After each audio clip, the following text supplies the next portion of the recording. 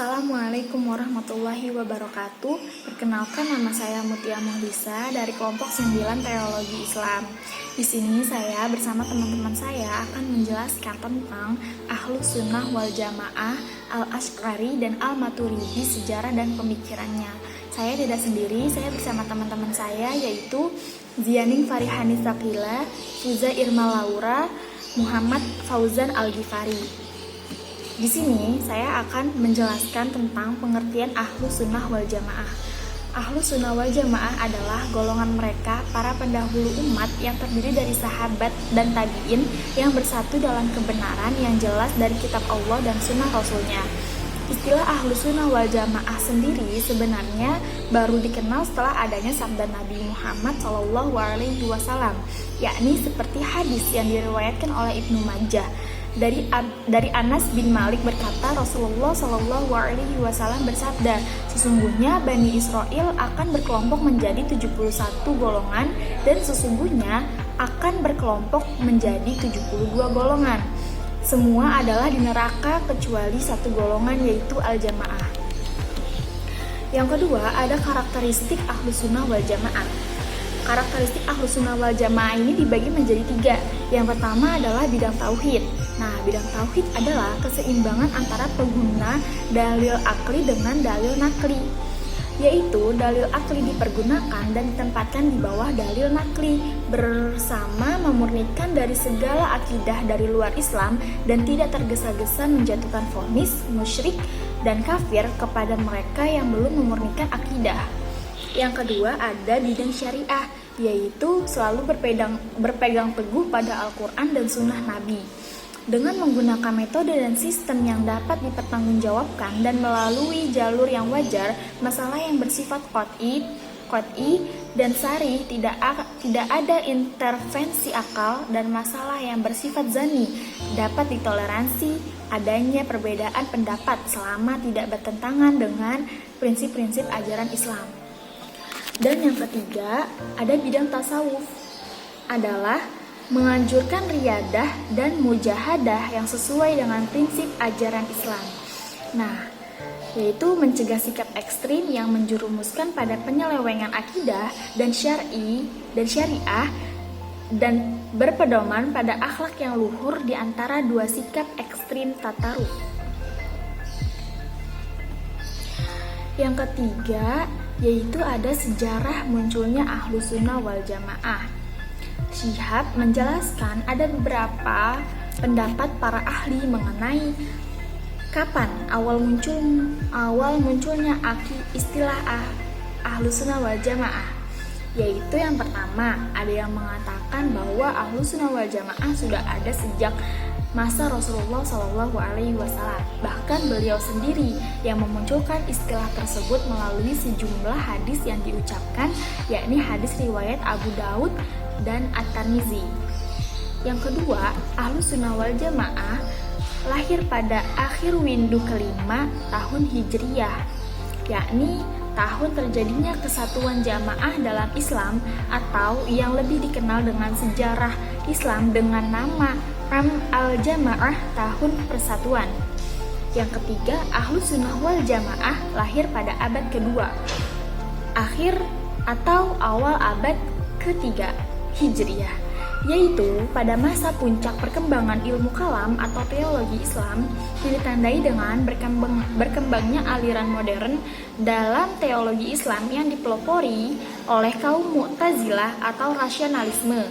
Oleh karena itu, dalam rangka mengimbangi aliran Mu'tazilah ini, maka Imam Abu Hasan dan Al-Asy'ari tampil membela akidah Islam. Sekian penjelasan dari saya, kurang lebihnya mohon maaf.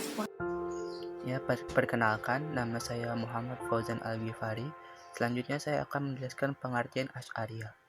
Asy'ariyah adalah mazhab teologi yang disandarkan kepada Imam Abu Hasan Al-Asy'ari. Asy'ariyah mengambil dasar keyakinan dari Kulabiyah, yaitu pemikiran dari Abu Muhammad bin Kulab dalam meyakini sifat-sifat Allah, kemudian mengedepankan akal rasional di atas tekstual ayat dalam memahami Al-Quran dan hadis. Dalam versi lain, Asy'ariyah disamakan dengan aliran Ahlus Sunnah wal Jamaah. Padahal Ahlussunnah wal Jamaah sudah ajak sejak zaman Rasulullah SAW.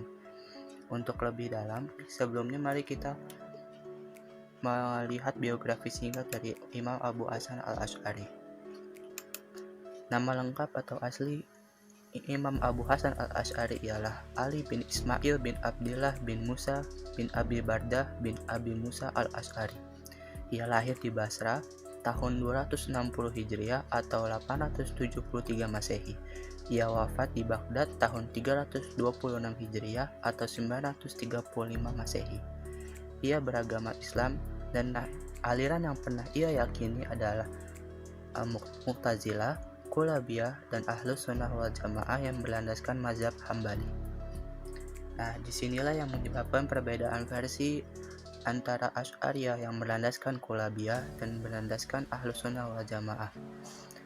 Sebenarnya, para pengikut Asy'ariyah itu mengikuti dasar berlandaskan Kulabiyah, tetapi bagi sebagian orang awam menganggap bahwa aliran Asy'ariyah ini mengikuti Ahlus Sunnah wal Jamaah. Hal itulah yang menyebabkan perbedaan pendapat kalangan banyak orang. Adapun karya-karya yang pernah dibuat oleh Imam Abu Hasan al-Asy'ari, terdapat 3 kitab yang terkenal. Yang pertama adalah Maqalat al-Islamiyah atau pendapat-pendapat golongan-golongan Islam. Kitab-kitab ini menguraikan tentang kepercayaan-kepercayaan golongan Islam, pendiri ahli hadis dan sunnah, dan bermacam-macam persoalan ilmu kalam. Yang kedua, Al-Ibanah an Usul ad-Diyanah atau keterangan tentang dasar-dasar agama. Kitab ini menguraikan tentang kepercayaan ahli sunnah dan dimulai dengan memuji Ahmad bin Hanbal dan menyebutkan kebaikan-kebaikannya. Yang ketiga ada Al-Luma' atau sorotan. Kitab ini dimaksudkan untuk membantah lawan-lawannya dalam beberapa persoalan ilmu kalam. Selanjutnya saya akan menjelaskan awal mula terbentuknya Asy'ariyah. Dimulai dengan Abu Hasan al-Asy'ari bermimpi bertemu Rasulullah SAW selama 3 hari berturut-turut. Di mimpi tersebut, Abu Hasan al-Asy'ari diminta oleh Rasulullah agar untuk kembali ke jalan Ahlus Sunnah wal Jamaah dan meninggalkan aliran Mu'tazilah yang selama ia anut selama 40 tahun. Kemudian setelah itu, ia menuju majelis ilmu dan menemui gurunya yaitu Al-Jubai dan melakukan perdebatan tentang pemahaman aliran Mu'tazilah. Di perdebatan tersebut terungkaplah kelemahan-kelemahan aliran Mu'tazilah yang menyebabkan Abu Hasan al-Asy'ari semakin ragu dengan aliran al-Mu'tazilah. Selanjutnya, dalam rangka menjawab pemikiran kaum Mu'tazilah, Abu Hasan al-Asy'ari berdiam diri di rumahnya selama 15 hari dan mencoba untuk membandingkan antara kaum Mu'tazilah dengan para fuqaha dan muhaddisin. Setelah itu, ia keluar menemui masyarakat dan mengundang mereka untuk berkumpul. Dan pada hari Jumat, ia naik ke mimbar di Masjid Jami' Basrah dan mengatakan bahwa ia telah meninggalkan ajaran Mu'tazilah dan memperlihatkan kelemahan-kelemahan yang ada dari pemikiran kaum Mu'tazilah. Hal ini mendapat banyak respon negatif dan maupun respon positif. Sebagian besar respon positif menganggap Abu Hasan al-Asy'ari benar dan mengikuti Abu Hasan al-Asy'ari. Sedangkan bagian tidak setuju dengan pendapat Abu Hasan al-Asy'ari memberikan tekanan yang besar terhadap kelompok Abu Hasan al-Asy'ari. Tekanan ini terus berlanjut hingga selama kekhalifahan Al-Ma'mun. Kemudian setelah kekhalifahan Al-Ma'mun berakhir dan dilanjutkan dengan kekhalifahan Al-Mutawakkil, mulailah ajaran Asy'ariyah ini berkembang pesat dan menyebar luas hingga saat ini. Berikutnya saya akan menjelaskan tentang pemikiran Asy'ariyah. Adapun pokok-pokok ajaran yang terdapat dalam Asy'ariyah ini, yang pertama adalah zat dan sifat Tuhan. Menurut Al-Asy'ari, Tuhan mempunyai sifat. Mustahil Tuhan mengetahui dengan zatnya.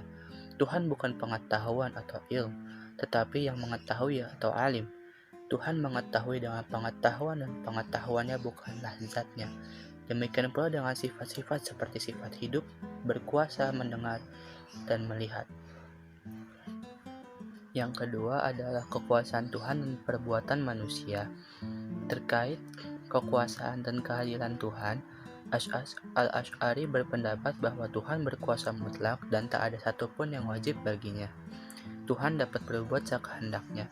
Ini artinya, jika Ia memasukkan seluruh manusia ke dalam surga, maka tidak dapat dinyatakan bahwa Tuhan tidak adil, atau sebaliknya, jika Ia memasukkan seluruh manusia ke dalam neraka, juga tidak dapat dikatakan bahwa Tuhan bersifat zalim.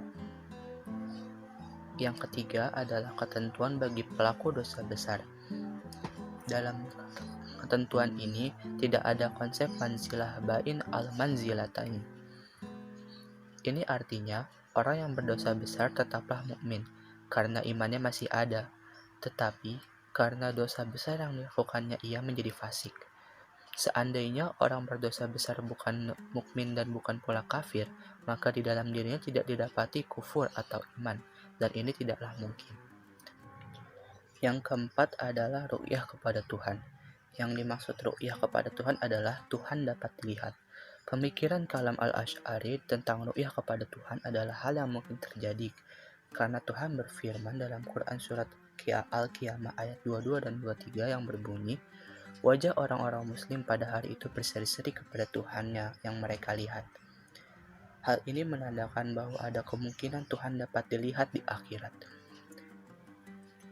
Dan yang terakhir adalah kalam Tuhan. Pemikiran kalam al-Asy'ari tentang kalam Tuhan ini dibedakan menjadi dua, yakni adanya kalam nafsih dan kalam lafzi. Kalam nafsih adalah kalam dalam artian abstrak, ada pada zat atau diri Tuhan. Ia bersifat qadim dan azali, serta tidak berubah oleh adanya perubahan ruang, waktu, dan tempat. Maka Al-Quran sebagai kalam Tuhan dalam artian ini bukanlah makhluk, sedangkan kalam nafsi adalah kalam dalam artian sebenarnya atau hakiki. Ia dapat ditulis, dibaca, atau disuarakan oleh makhluknya, yakni berupa Al-Quran yang dapat dibaca sehari-hari. Al-Quran sebagai firman Allah tidak berubah, tidak diciptakan, tidak baru dan tidak dibuat-buat, yang artinya Al-Quran adalah kalam Allah yang bukan makhluk. Mungkin itu saja yang dapat saya sampaikan. Terima kasih. Nama saya Zianing Parihani Sakila. Saya akan menjelaskan mengenai biografi singkat dan juga sejarah singkat tentang Al-Maturidi. Nama lengkapnya adalah Abu Mansur Muhammad bin Mahmud Al-Maturidi As-Samarqandi. Beliau lahir di Maturid, Samarkand, yang merupakan salah satu kota besar di Asia Tengah. Tahun kelahiran Al-Maturidi tidak diketahui secara pasti, namun diperkirakan beliau lahir pada tahun 238 Hijriah atau 852 Masehi berdasarkan keterangan bahwa beliau pernah berguru kepada Muhammad ibnu Muqatil ar-Razi yang wafat pada tahun 248 Hijriah atau 862 Masehi. Al-Maturidi berguru kepada Abu Nasir ibnu Yahya al-Balkhi dalam ilmu fikih mazhab Hanafi dan juga ilmu kalam. Kitab-kitab yang dihasilkan oleh Al-Maturidi antara lain seperti kitab At-Tauhid, kitab Al-Maqalat, kitab Rad Awail al-Adillah lil Qalbi. Ia juga dikenal sebagai Imam Al-Mutakallimin dan pendiri mazhab Ahlus-Sunnah wal Jamaah bersama Al-Asy'ari. Sejarah pemikiran Al-Maturidi. Aliran ini pertama kali muncul pada pertengahan kedua abad ke-9 Masehi. Nama aliran ini diambil dari nama pendirinya yaitu Al-Maturidi. Aliran ini juga disebut serupa dengan Al-Asy'ariyah dikarenakan Al-Maturidi pernah belajar kepada Al-Asy'ari yang merupakan pendiri dari Al-Asy'ariyah itu sendiri. Al-Maturidi tinggal di Samarkand, di mana saat itu terjadi pertentangan teologi antara pendapat Al-Mu'tazilah dengan Al-Asy'ariyah. Sebab pendapat Mu'tazilah dianggap menyesatkan umat Islam. Al-Maturidi yang hidup pada masa itu melibatkan diri dalam pertentangan tersebut dengan mengajukan pemikirannya. Pemikiran-pemikiran Al-Maturidi dinilai bertujuan untuk membendung tidak hanya paham Mu'tazilah tetapi juga aliran Al-Asy'ariyah. Banyak kalangan yang menilai pemikirannya itu merupakan jalan tengah antara aliran Mu'tazilah dan Al-Asy'ariyah. Karena itu, aliran Maturidiyah sering disebut berada di antara teolog Mu'tazilah dan Asy'ariyah. Di daerah Samarkand juga tersebar suatu aliran yang bernama Syiah Qaramitah. Berdasarkan pengamatan dari hasil karya Al-Maturidi dan juga lingkungan tempat tinggalnya, dapat kita tarik dua faktor lahirnya pemikiran dari Al-Maturidi. Faktor tersebut yaitu: pertama, ketidakpuasan terhadap konsep teologi Al-Mu'tazilah yang terlalu memprioritaskan akal. Hal ini dapat dilihat dari beberapa judul tulisannya yang secara eksplisit menggambarkan penolakannya terhadap Mu'tazilah, seperti kitab Radd Awail al-Adillah li al-Ka'bi. Dan pada saat yang sama, Al-Maturidi juga tidak puas atas konsep teologi ulama salaf yang mengabaikan penggunaan akal. Yang kedua, kekhawatiran atas meluasnya ajaran Syiah, terutama aliran Syiah Qoromitah yang dengan keras menentang ulama salaf. Khusus di wilayah Asia Tengah, aliran ini banyak dipengaruhi oleh paham Mazdakisme, sebuah aliran komunis yang dicetuskan oleh Mazdak bin Bambad, seorang reformis militan pada abad ke-5 Masehi pada masa kekuasaan Sasania. Ajaran aliran ini terkait dengan Monaskeisme, sebuah ajaran yang merupakan percampuran antara ajaran Kristen dengan Zoroaster dan ajaran-ajaran Buddha. Terdorong oleh kedua faktor tersebut, Al-Maturidi kemudian bangkit mengembangkan metode sintesis al-naql dan al-aql dalam pemikiran kalam, jalan tengah antara aliran rasional al-Mu'tazilah dan aliran tradisional al-Hambali. Namun, tetap lebih besar prioritas al-aql paling tidak jika dibandingkan dengan ajaran al-Asy'ari. Misalnya, baik dan buruk dapat diketahui melalui akal meski tidak ada wahyu, karena baik dan buruk dinilai berdasarkan substansinya. Demikian menurut Al-Maturidi. Sedangkan menurut al-Asy'ari, baik dan buruknya dinilai menurut syara. Saya Pujan Malaura. Di sini saya akan menjelaskan tentang pemikiran Al-Maturidi. Yang pertama ada akal dan wahyu. Al-Maturidi dalam pemikiran teologi mendasarkan pada Al-Quran dan akal sebagai Asy'ariyah. Namun Al-Maturidi memberikan porsi lebih besar terhadap akal daripada porsi yang diberikan oleh Asy'ariyah. Menurut Al-Maturidi, mengetahui Tuhan dan kewajiban mengetahui Tuhan dapat diketahui melalui akal. Kemampuan akal dapat mengetahui kedua hal tersebut sesuai dengan ayat-ayat Al-Quran yang memerintahkan agar manusia menggunakan akal dalam memperoleh pengetahuan dan keimanannya terhadap Allah SWT melalui pengamatan dan pemikiran yang mendalam tentang makhluk ciptaannya. Kalau akal tidak memperoleh kemampuan dalam memperoleh pengetahuan tersebut, tentunya Allah tidak memerintahkan manusia untuk melakukannya. Dan orang yang tidak mau menggunakan akal untuk memperoleh iman dan pengetahuan yang mengenai Allah berarti meninggalkan kewajiban yang diperintahkan ayat-ayat tersebut. Yang kedua ada perbuatan manusia. Dalam hal ini, Al-Maturidi mempertemukan antara ikhtiar sebagai perbuatan manusia dengan kodrat Tuhan sebagai pencipta perbuatan manusia. Menurutnya, perbuatan manusia adalah ciptaan Tuhan karena segala sesuatu dalam wujud ini adalah ciptaannya. Dan mengenai perbuatan manusia, kebijaksanaan dan keadilan kehendak Tuhan mengharuskan manusia memiliki kemampuan berbuat ikhtiar. Yang ketiga, ada kekuasaan dan kehendak mutlak Tuhan. Allah Maha berkehendak atas segala sesuatu atau ciptaannya, termasuk perbuatan manusia, dan segala sesuatu dalam wujud ini yang baik atau yang buruk. Akan tetapi, perbuatan dan kehendaknya itu berlangsung sesuai dengan hikmah dan keadilan yang sudah ditetapkannya sendiri. Selanjutnya, sifat Tuhan. Menurut Al-Maturidi, Tuhan mempunyai sifat-sifat seperti sama, basar, dan sebagainya. Ia mengatakan bahwa sifat-sifat Tuhan itu mulzamah, ada bersama, tanpa zat terpisah. Selanjutnya ada melihat Tuhan. Menurut Al-Maturidi, manusia dapat melihat Tuhan sebagaimana diberitakan dalam Al-Quran, antara lain firman Allah dalam surat Al-Qiyamah ayat 22 dan 23. Menurutnya, Tuhan kelak di akhirat dapat dilihat dengan mata karena dia mempunyai wujud. Pikiran yang selanjutnya ialah kalam Tuhan. Al-Maturidi membedakan antara kalam yang tersusun dengan huruf dan bersuara dengan kalam nafsi. Kalam nafsi adalah sifat qadim bagi Allah, sedangkan kalam yang tersusun dari huruf dan suara adalah baharu atau hadis. Al-Quran dalam arti kalam yang tersusun dari huruf dan kata-kata adalah baharu.